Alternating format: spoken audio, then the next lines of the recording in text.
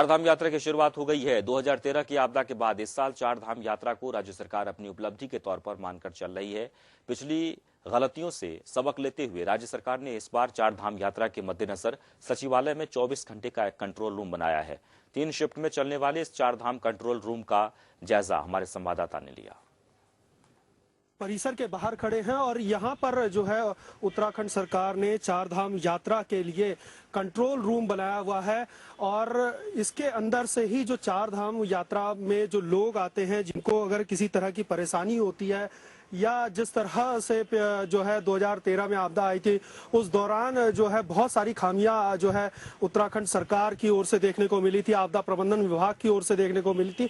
उन सबको दूर करने के लिए जो है चारधाम यात्रा का ये कंट्रोल रूम यहाँ पर अंदर बनाया गया है। अंदर चल के देखते हैं कि किस तरह से धाम यात्रा का जो कंट्रोल रूम है किस तरह से ऑपरेट होता है, कितने लोग हैं और क्या क्या संसाधन जो है यहाँ पर जो है उत्तराखंड सरकार द्वारा उपलब्ध कराया गया है। किस तरह से चारधाम यात्रा में किसी भी तरह की कोई अगर दिक्कत आती है तो उसको कैसे ये लोग मैनेज करते हैं। अंदर चल के देखते हैं कि किस तरह से संचालित होता है। ये वो स्थान है जहां से जो है चारधाम यात्रा जो है उसको कंट्रोल किया जाएगा। यहाँ पर आप देख सकते हैं कि सोफे लगे हुए हैं, यहाँ पर एक कंप्यूटर लगा हुआ है और एक कर्मचारी भी यहाँ पर मौजूद है। सर, आप बताएंगे आपका नाम क्या है? शेर सिंह। किस तरह से आप जो है इस पूरे जो चारधाम यात्रा है, जो कंट्रोल रूम बना हुआ है, उसको किस तरह से कंट्रोल करते हैं? क्या क्या प्रोसेस है, क्या क्या सुविधाएं आप जो है जो इमरजेंसी कॉल्स आती हैं उनको आप उपलब्ध कराते हैं? मुझे नोट किया जाता है यहाँ पर, उसको फिर हम आगे कर दिया जाता है उसको, आगे जहाँ से सुविधा बनती है तत्काल उसी टाइम।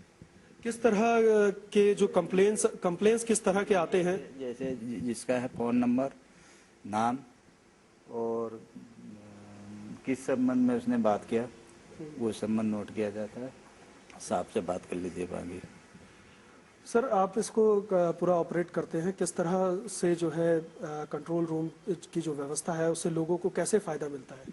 वो ऐसा है कि चारधाम यात्रा के संबंध में जो भी सूचना पूछे जाते हैं, जैसे कि कैसे वहाँ जाना, वहाँ पर जाने क्या व्यवस्था है, वो बायोमेट्रिक की क्या पोजीशन है, पंजीकरण की है, उसको जो भी समस्या होती है, चाहे वो टैक्सी वाली हो, चाहे वो अपने रूट वाली हो, चाहे वो जो भी कुछ हो, वो सब पूछते हैं और उनके बारे में उनको बताया जाता है। बड़ा महत्वपूर्ण कार्य है आप लोगों का। कितने कितने कर्मचारी, स्टाफ हैं आप लोग जो इसको ऑपरेट करते हैं? अभी प्रथम रूप में से तो अभी जो शुरुआत में तो ये है कि जो भी अधिकारी लगाए गए हैं, जैसे कि मैं ज्वाइंट सेक्रेटरी हूँ, कि मेरे साथ जो भी स्टाफ है, जैसे कि 4th क्लास है, अनुसेवक है, जो भी है, तो वो मेरे साथ रहेगा। ये 3 चरण में है। जैसे कि मेरी ड्यूटी सुबह 6 बजे से 2 बजे तक है। इसके बाद में दूसरे अधिकारी हैं, उनकी 2 बजे से रात में 10 बजे तक है और इसके बाद में 10 बजे से सुबह 6 बजे तक तीसरे चरण है। इन 3 चरणों में इसकी कंटिन्यू रहता है। चारधाम यात्रा शुरू हो गई है और ऐसे में कितने नंबर्स हैं जो कंट्रोल रूम के द्वारा लोगों को भेजे गए हैं? क्या माध्यम है, कैसे लोगों को पता लगेगा कि जो कंट्रोल रूम है वो भी बना हुआ है चारधाम के लिए? कोई परेशानी होती है तो वो यहाँ पे फ़ोन कर सकते हैं।